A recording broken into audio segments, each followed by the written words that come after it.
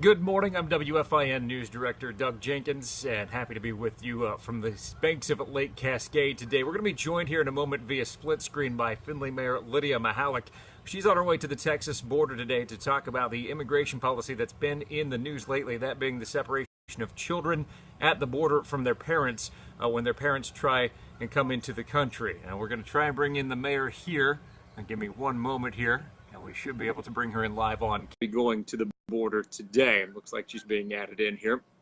And we will take your questions and comments as well, and you can chime in on the split screen here. Findlay Mayor Lydia Mihalik, thank you for joining us. You're welcome. Rewind that there. So you are in Atlanta Really now, cool correct? technology, by the way. I just need to tell you, this is the first time I've done this. You've never done a split screen before?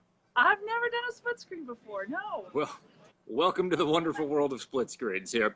Well, let's talk about what's on your agenda today. Right now, you're on your way to El Paso and to the Texas border.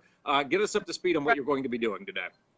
Well, today is basically a travel day. It's apparently difficult to get from Findlay, Ohio down to El Paso relatively quickly. So we're gathering tonight in El Paso, and then we will go first thing tomorrow morning to a facility, a holding facility in Tanarillo, Texas, which is about 20 minutes, I guess, or so outside of El Paso, and have an opportunity to hopefully be with the children who are detained there.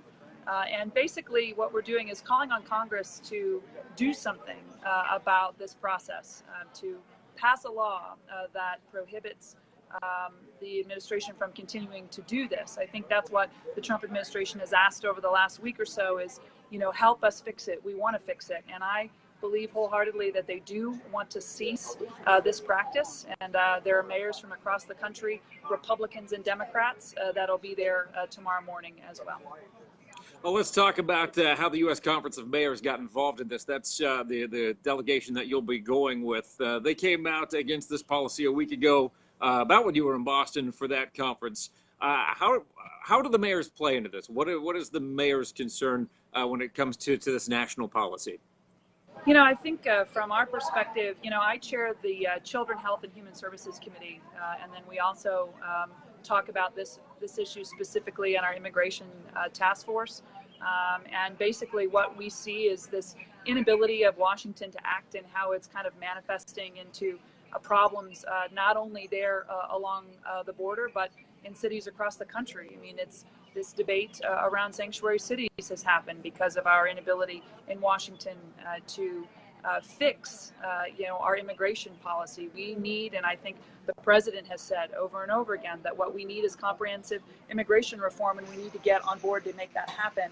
And from the mayor's perspective, the U.S. Conference of Mayors is an organization, a bipartisan, nonpartisan organization that represents over 1,500 cities with populations 30,000 or greater.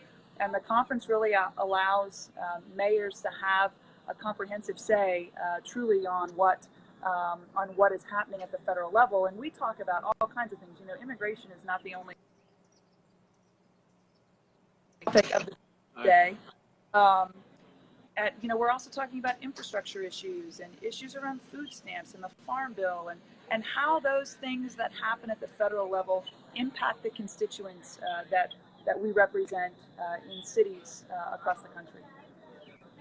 Well, let's talk about the reason for going to the border. How do you feel that you will be able to more effectively represent this viewpoint by being at the border rather than here in Findlay or for the other case for the other mayors in their home cities? Yeah, I think it's really easy to just sit at home and watch the pundits on television discuss this topic and, listen to the different opinions that are written, in the papers, but also just to see what's being said on social media. And I think this is really an opportunity for us to put eyes on a situation and try and understand just exactly what's happening there. I have concerns about the practices that we're deploying with these children in these facilities. What is it really like? There have been issues in the past with HHS and DHS and how they go about treating these unaccompanied minors when they're separated from their parents. From my perspective, being down there and seeing it firsthand just gives us a better perspective and hopefully will encourage our representatives in Washington, Congressman Latta, I look at Senator Portman, who agrees with me on this issue. Senator Brown agrees with most individuals on this issue. It's something that we have to stop. And the more people and the more awareness that we bring to this particular cause, hopefully, I mean, cross your fingers that we'll get through all the partisan bickering that's occurring in Washington and finally get to a point where we can actually do something about it so that situations like this don't continue to get worse. That kind of dovetails into the next question I wanted to ask is certainly you have the ear of Ohio senators and Congressman Latta. Have you had the chance to be in contact with them on this issue, and what have they told you? I'm actually, I reached out to Senator Portman's office this morning as this has all kind of evolved really quickly in the last 24, 48 hours. And so I'm looking forward to having a conversation with him and his chief of staff later today to kind of learn more, because obviously in Senator Portman's role, he's had I think he's chaired a committee that actually has some oversight over DHS and the Health and Human Services Agency. And I want to learn more about, the concerns and the testimony that was provided by those agencies to the Senate committee, a few months back. And, I also want to hear about, what they're planning on doing to try and, get rid of this practice. I know that there's been a lot of senators in the last 24 hours that have signed on to a letter calling for the president to make some changes. And my hope is that whether it's the president, whether it's Congress, I don't really care at this point. I think myself and also other mayors from across the country just want action, and we want this practice to stop.